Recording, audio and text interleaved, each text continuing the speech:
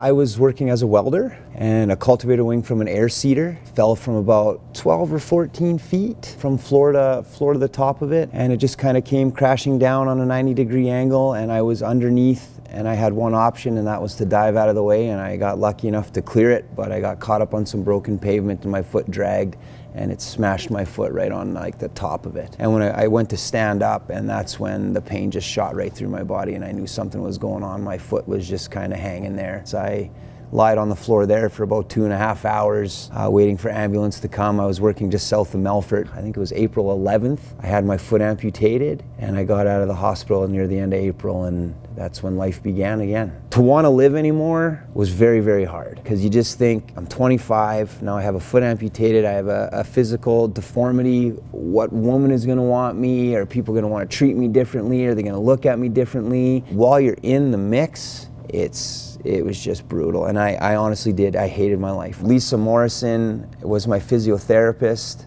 and she was the one that asked me what I like to do, and I said, I love to play hockey, but that's over. And she looked me dead in the face, and she just said, you know what, give it some time. On March 20th, 2003, I played my first game of hockey with my buddies 1 year to the day, and that was a pretty special day to me. So I volunteered with a few teams, and then my phone started ringing more, and I trained with Craig Lombard and Derek Munchie from Goaltenders Only.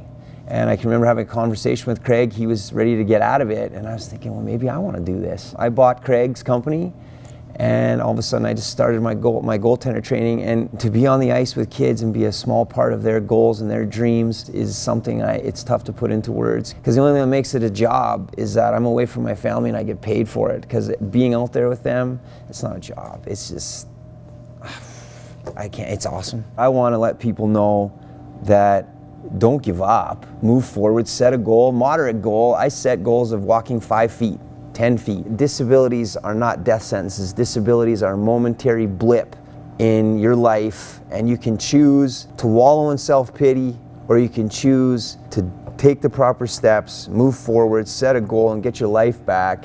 And I'm living proof that if you want something bad enough, go earn it.